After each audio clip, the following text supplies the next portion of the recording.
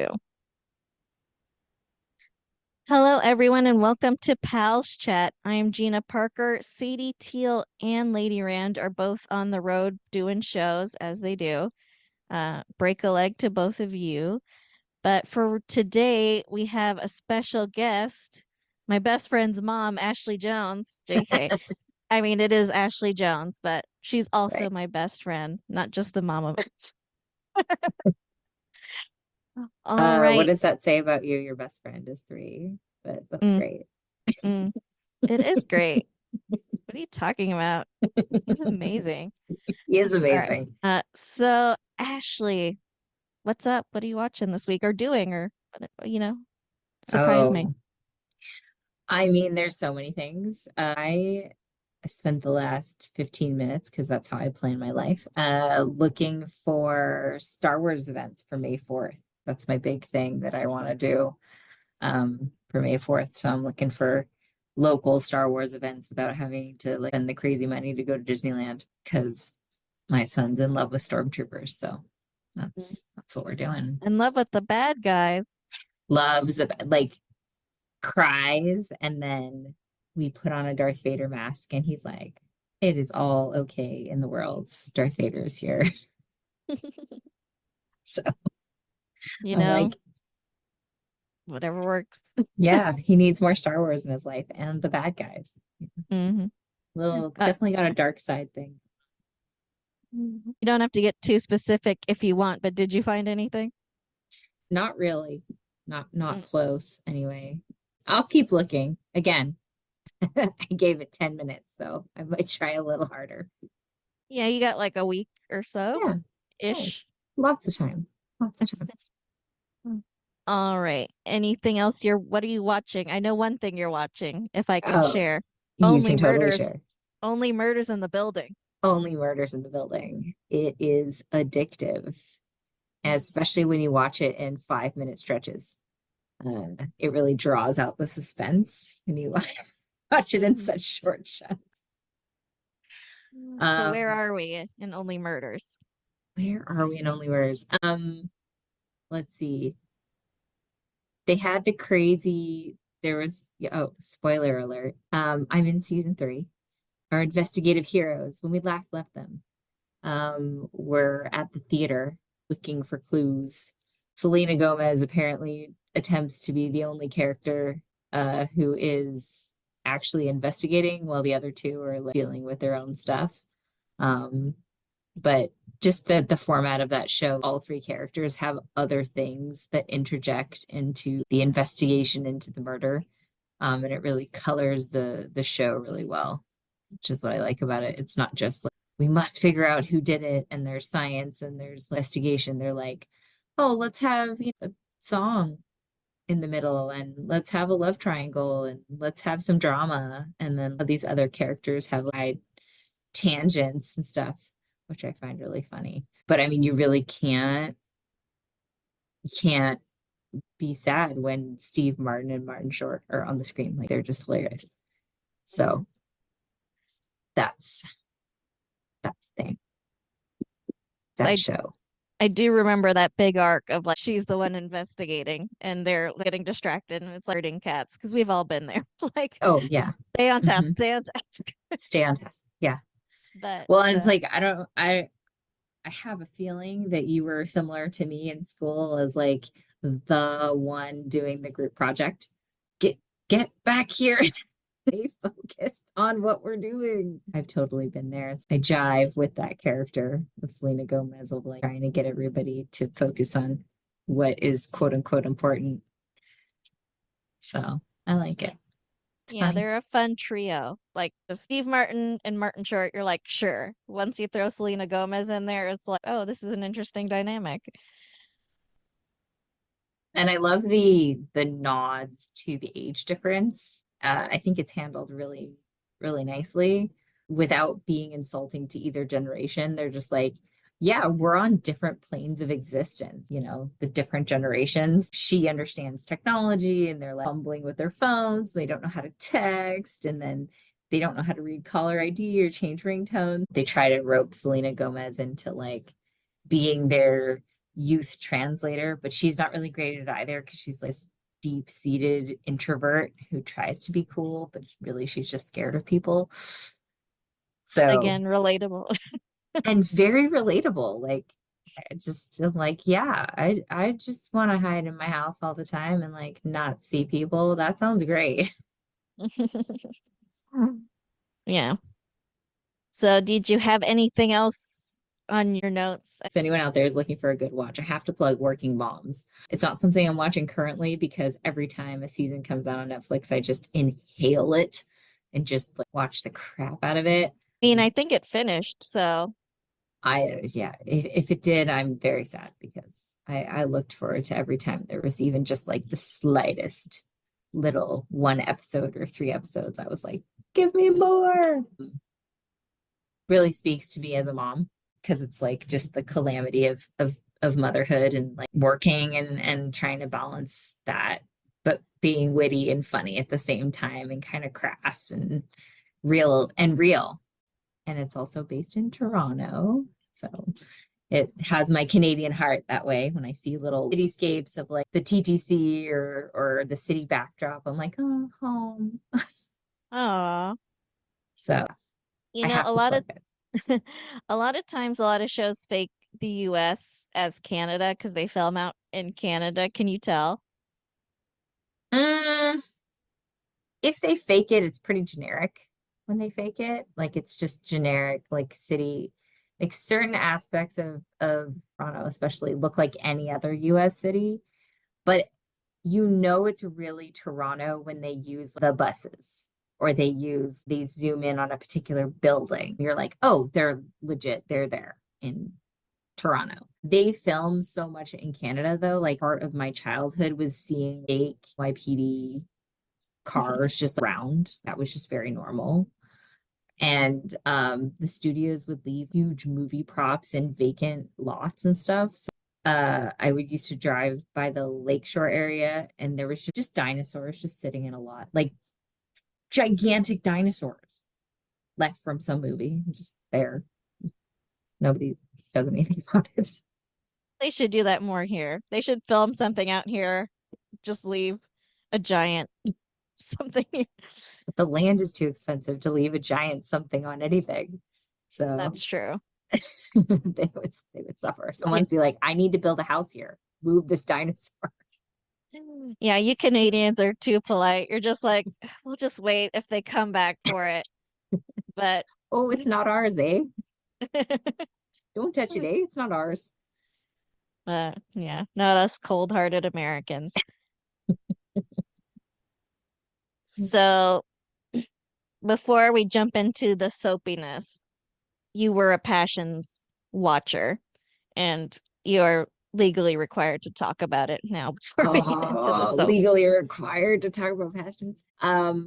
I will say it's been a minute since I watched Passions. The It was canceled years ago. It's been a minute Yeah, since most have, but yeah.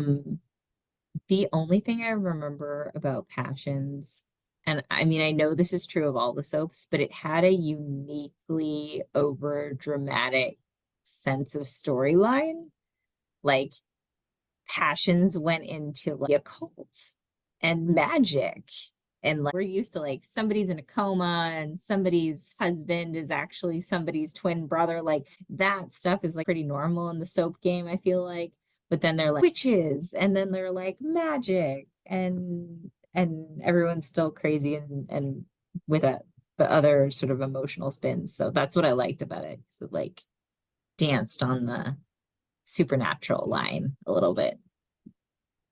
yeah, it's so there are some soaps that like delved into the occult over the years, but they were rare. And there was always they do normal soap for a long time, and then all right, we ran out of things, so now you're a vampire.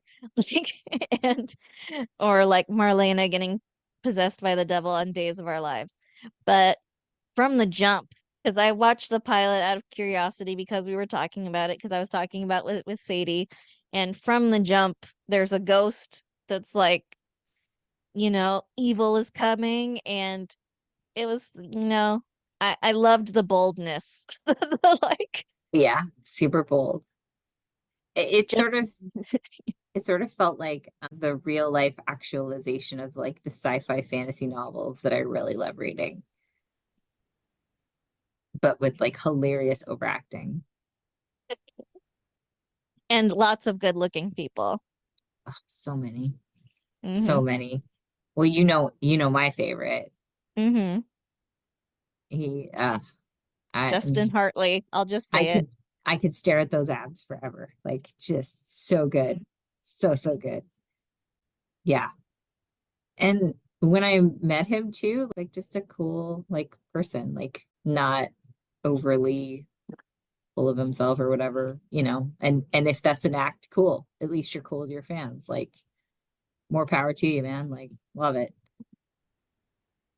Lindsay Hartley has that last name because she married him in real life after they played love interest on that show. And so she hopped on to All My Children near the end and was extremely charismatic. So it was interesting to see her as a little one, a youth Mhm. in that little pilot I saw. But all right, good to know. So this week I'm gonna do so much reading at you. Sorry, Ashley. It's story time, it's nap time for you and your child. So, we'll try and get through this as best we can. For this week, we are recapping the first 5 years of All My Children. That's a lot of So, years. yeah. So it's about a paragraph each. Okay. It's uh Following the death of his wife Helen, Joe Martin moved back in with his mother Kate. He brought his son Jeff, who's in medical school, his daughter Tara, and another son Bobby, who went up the stairs to get some skis and never came back down because they decided they didn't need the character of Bobby.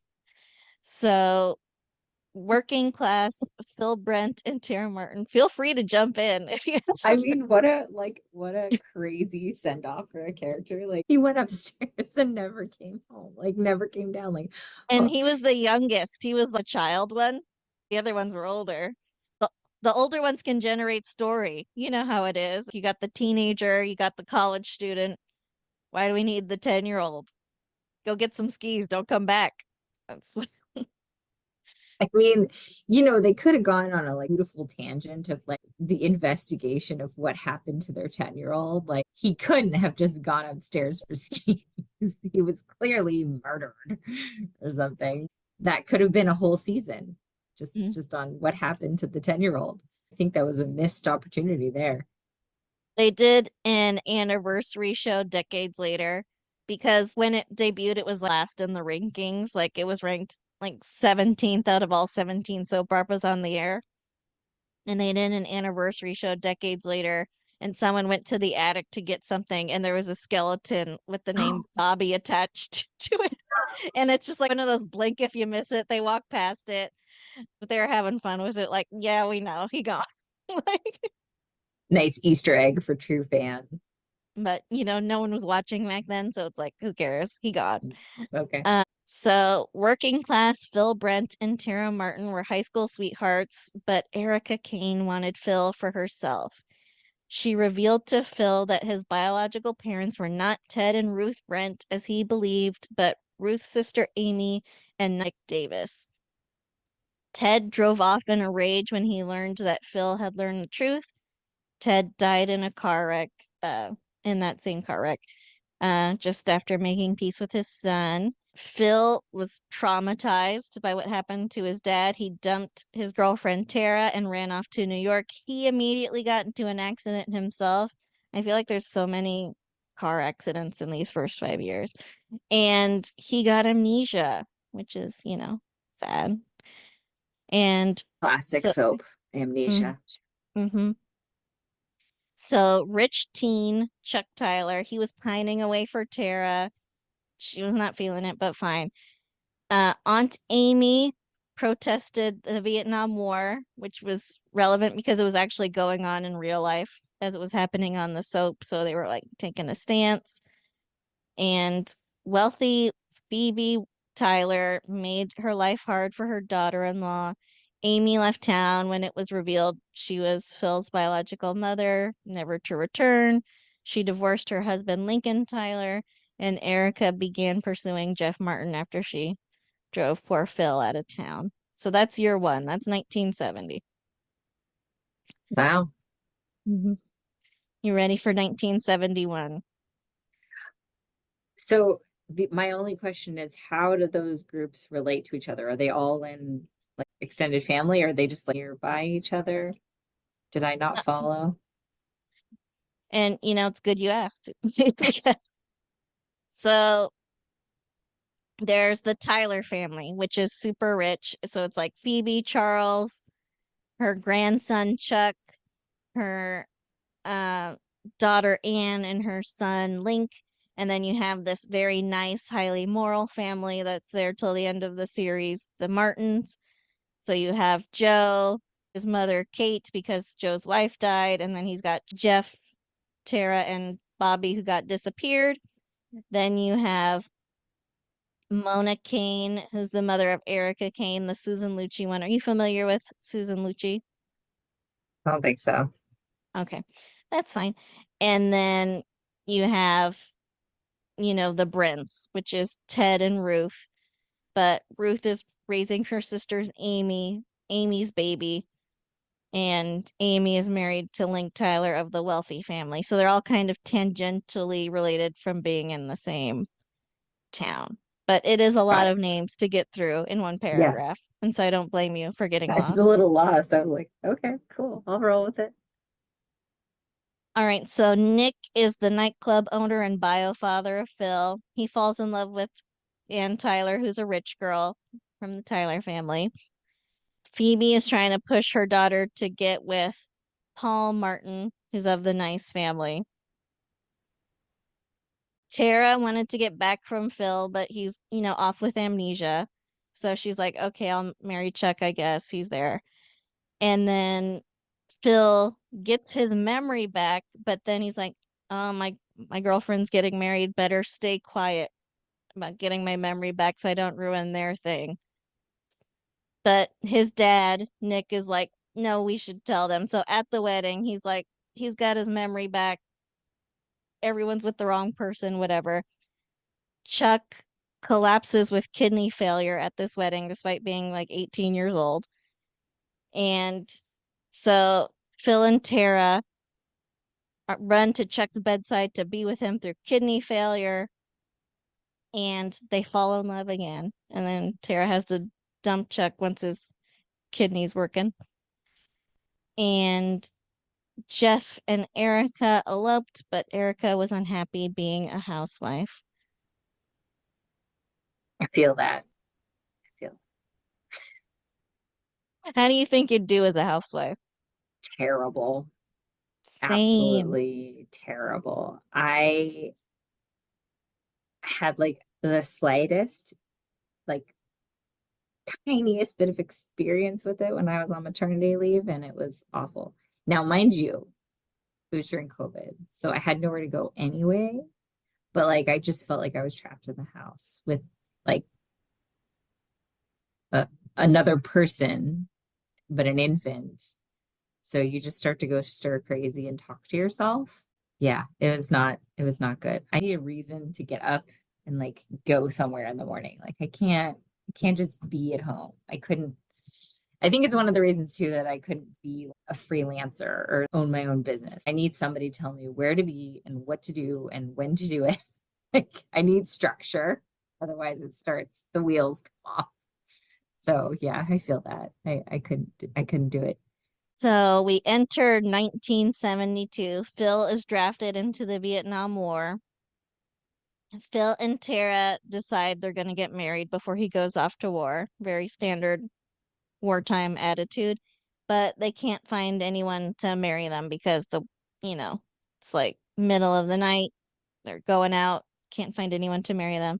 So they do this thing where like they marry each other, like just like say vows to each other with no one present, that kind of deal. Jump the broom. Hmm. And so they sleep together for the first time, and then Tara gets pregnant, Of course. and Phil goes off to war, and then he's missing, presumed dead, and Tara goes to her old buddy Chuck, who's been into her forever, and tells him the news. And he's like, I'll marry you and pretend the kid's mine. Because I guess we were still doing that in the 70s. Uh, People still do that today. So, hmm, you know people who do that? I mean, not in this neck of the woods, but anyway, go on. So Chuck and Tara get married and they name the kid Philip because of, dead Philip. And Tara's father, Joe Martin, and Phil's mother, Ruth Brent, they end up getting married too. So we got Joe and Ruth married. And Nick, who is married to Anne and was having a great time with her, he finds out he's sterile. And so he's like, I'm gonna push you away, convince you to divorce me so that you have a chance to have kids, whatever. So he started seeing this girl, Kitty Colche. Meanwhile, Anne is actually pregnant by Nick. He dumb. Like it's one of those things where it's like you're probably sterile and he just took it and ran with it. And then so she's actually pregnant with his child and he's just dumped her for no reason. So she starts hanging out with her buddy Paul Martin and he's like, "Girl, I got you. You're good."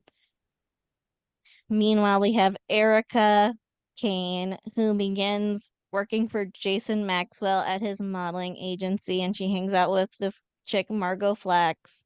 And Jeff's like, my wife's crazy, but he's comforted by a new doctor at the hospital, Frank Grant. So that's 1972. Are you hanging in? A lot of weddings, a lot of hmm marriages in that hmm one. All Did they right, all divorce in the next year? Like what? well, you're about to find out. So you were talking about history. We're starting with it. In 1973, Erica had the first legal abortion in daytime history right after Roe v. Wade passed. And she was married to Jeff, but she wanted to have a modeling career. So it wasn't a thing of like, my health is in danger or I don't have Yeah, the resources. It's like, I want to be a my model. choice. Yeah, my body, Mm-hmm. my choice. What a Mm-hmm. what a revolutionary concept. Mm-hmm. And so she goes and does that. And then her husband finds out that he sticks with her anyway. And then Erica begins having an affair with her boss, Jason Maxwell, even though he's also sleeping with her buddy, Margot. And so Erica asks Jeff for a divorce. And Jeff's like, you know what? Sure, you're a lot. Like, sure, go. You're a lot. and And so Jeff and Mary, who's a nurse at the hospital, they take care of a young abused boy named Tad Gardner, who was like abandoned in a state park after being beaten by his dad. And so they're growing closer and getting ready. So Jeff and Mary are falling in love, and then Jeff is accused of killing Erica's boyfriend, Jason Maxwell. He's found murdered. The first murder mystery of the show. So, Love me some murder. mhm, Very in a entertaining. building. In a building, even. Nick gets Kitty pregnant, the girl he was having an affair with, and then he's like, "Oh, I guess I'm not sterile. Let me get back together with Anne." So even Does though, wait, does Anne have the kid already? I'm so confused. Anne married Paul, Right? but then she had a miscarriage, Okay. which is yeah, just happening. And so but she's like, "Oh, Paul, what a great guy. He like was willing to marry me, whatever." But then Nick comes around and is like, "Here's the real reason I divorced you." And Anne's pissed, but then they start having an affair because it's like, "Oh, we still love each other despite all the lies." So then Kitty goes to Anne and she's like, "Yo, your man got me pregnant." And so she's like, Anne's like, "Nick, you got to go get with her because your son Phil just died in the Vietnam War. This is going to be like your only kid. You got to get with this lady." So Nick marries Kitty, even though he's in love with Anne, and then Kitty has a miscarriage, and then she attempts suicide, has a full breakdown because Nick isn't that into her. She's really got nothing. She had the baby, baby's gone. So she's having a breakdown, and Nick's like, okay, I have to stay with her for longer as this all resolves. And meanwhile, Anne is getting close to her husband, Paul, again. She's like, oh, Nick, he's coming, he's going, and I'm gonna stick with Paul. So Kitty got better from her mental breakdown over a period of months, and she's like, you know what, Nick, I'm gonna let you go. I'm gonna divorce you because you obviously don't want to be here. And Nick's like, cool, great, I don't. And uh Oops. he runs off to be with Anne again, and she's like, dude, I'm No, staying with Paul this time. Like no. You already sniffed around. This did not work the first time. So peace. No, thank you. like I'm the good. first couple of times, like they married, they divorced, they got an affair, then they broke up again. It's like, no, I'm sticking with Paul this time. Simpler, cleaner. And Paul's a stable one. He mm-hmm, stayed the whole time. mm-hmm. And so after she tells them this, they get into a car and get into a car accident. Again, no one on this show can drive. It's just like car accident after car accident. And so while she's unconscious at the hospital, Nick leads Paul to believe that Anne was going to dump him for a third time and that she was getting back with Nick. And Paul just starts to push her away. And Dun Anne's dun like, dun. I guess I'll just leave Pine Valley. Like that was like Anne's like, She's like, I have to leave town. This is cursed ground. mm-hmm. Okay. And then dun dun dun, Phil returns alive from the war. Even though he was presumed dead, missing, they find him and he's like coming home and surprise, surprise. So we go to 1974. So Jeff was accused of the murder of Jason Maxwell. Paul decides to defend him because Paul is Jeff's uncle. And Paul is investigating the case. He meets Margot Flax. They start, having something, but Margot's super manipulative. She convinces Anne to give Paul a divorce. She has like a secret facelift, which I think was also a soap opera first because the actress got a facelift in real life and they just wrote it into the show to like see her actual recovery and how it all worked. I mean, saves time on makeup. Mhm. And so Erica blackmailed Jeff's father, Joe, into giving favorable testimony to her ex-husband, Jeff, which is kind of a dick move. And then it turns out Erica's own mother, Mona, killed Jason Maxwell, but she blocked it out. Another classic soap. It was so traumatic, she had amnesia, couldn't remember. And so Jason was threatening her, threatening Erica. There was a gun in the room he was throwing around. They struggled over it. She killed him accidentally. Mona was set free because it was like self-defense. Jeff was also set free. He married his girl Mary, and they began to start discussing adopting the abused kid Tad, who's still hanging around town. Margot and Paul got married. Margot's daughter Claudette Montgomery came to town. Kitty began dating rich guy Lincoln Tyler. And then since Phil came back from the war, Tara and Chuck are married. They have a kid together. It's really weird. And so Phil's like, all right, Erica, I'll date you, I guess, because you're here. And that's where we leave things after the first 5 years. Wow. Mm-hmm. So I gotta know the research on soap summaries. Are you watching 5 years of soaps? Or are you summarizing from summaries, or where does the research come in on that one? So normally I watch episodes and talk them over with Sadie, Mm. but she's out of town. So I was looking up and I'm just recapping from the book this week. Nice. Cool. It would be really, really interesting. Um, Maybe if I come back on another one to like recap Passions, to like kind of peruse through the entire thing and just be like, these are the highlights. Here you go, the entire series, Passions. Thank you for joining me this week Yeah. and guest hosting. And I think that's it for the episode. Thank you, Ashley. And in the words of the usual hosts, well, bye.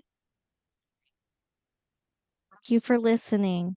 Our theme song is Wouldn't It Be Nice by Sound Mirage featuring Lady Rand. Please rate and review, download, subscribe, all the things. And you can email us at amcrewatch@gmail.com. Thanks. Talk to you next week.